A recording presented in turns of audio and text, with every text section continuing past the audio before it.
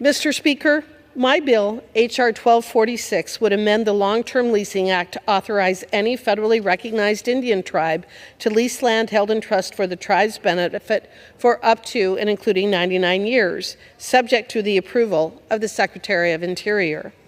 In 1955, Congress passed the Long-Term Leasing Act, which authorized the tribal owners to lease any lands held in trust for the benefit of the tribes for non-grazing purposes, subject to the approval of the Secretary of the Interior for only up to 25 years. Any non-grazing lease could be renewed up to one additional term of 25 years for a total of 50 years.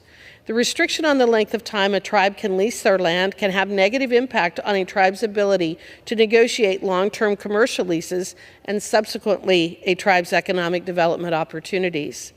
Congress has amended the Long-Term Leasing Act more than 50 times to adjust the terms and conditions of leases of tribal lands and authorize specific tribes or tribal lands to lease for a term of up to 99 years, subject to the approval of the Secretary of Interior. This legislation would put a stop to tribes having to rely on Congress to pass specific legislation so that they can enter into long-term leases, should they so choose to do so. H.R. 1246 would proactively extend long-term leasing authority to all federally recognized tribes while providing a more expedited path forward for economic development. This is common sense legislation that will benefit tribes long into the future. I encourage adoption of the legislation and reserve the balance of my time. The gentleman reserves. The gentlelady from New Mexico is recognized. Mr. Speaker, I yield myself as much time as I may consume. The gentlelady is recognized. Thank you, Mr. Speaker. I'm pleased to be a co-sponsor of H.R. 1246, which would amend the Long-Term Leasing Act to authorize federally recognized tribes to enter into lease agreements on their lands for periods of up to 99 years. As noted, currently, under the Long-Term Leasing Act, tribes are generally limited to lease agreement terms that are no more than 25 years, with an option to review for an additional 25 years. This has led so many tribes to enter into very complex leasing agreements, a 25 plus 25, when all of that puts a constraint on the economic development opportunities that tribes must be taking advantage of and that they want to take advantage of. As you can imagine, these limits are challenging and they are not needed.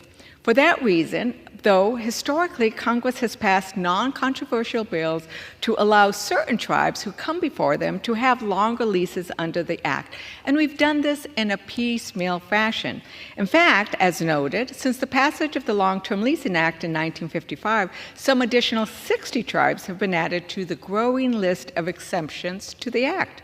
Last Congress, we authorized long-term leasing authority for the Seminole tribe, and on the floor of the House, I called for legislation to make this applicable to all tribes so we didn't have to do it one at a time.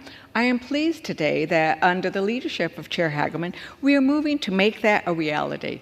Today's bill, H.R. 1246, would strengthen tribal sovereignty by allowing all federally recognized tribes to enter into lease agreements for periods up to 99 years, providing tribes the ability to pursue economic development activities for the benefit of their communities that have been typically limited under the Long-Term Leasing Act.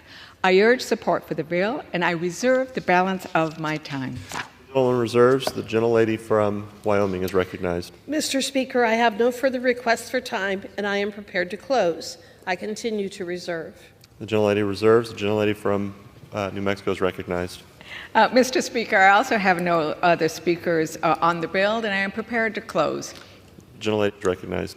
Mr. Speaker, as noted, I urge all of my colleagues to support this bill, and in this manner to support tribal sovereignty, to support, once again, bipartisan legislation, which we often see coming out of the Subcommittee for Indian and Insular Affairs. This is the way that we need to look and encourage to have work coming out of our committees in a bipartisan fashion that increases tribal sovereignty, that leads us to honor our trust responsibility to our tribes.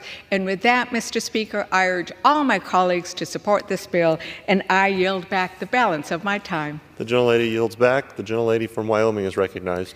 Mr. Speaker, my legislation would promote economic development for tribes by ensuring that they are on the same playing field as other landowners who can enter into long-term leases on their land. This legislation is a proactive step to support tribes and their ability to create and pursue economic opportunity. As the chairman of the Indian and Insular Affairs Subcommittee, I am and will continue to advocate for common sense solutions for our Indian tribes. I urge adoption of this bill and yield back the balance of my time. The gentlelady yields back. The question is, will the House suspend the rules and pass the bill H.R. 1246? Those in favor say aye. Aye. Those opposed, no. In the opinion of the chair, 2/3 being in the affirmative, the rules are suspended, the bill is passed, and without objection, the motion to reconsider is laid on the table.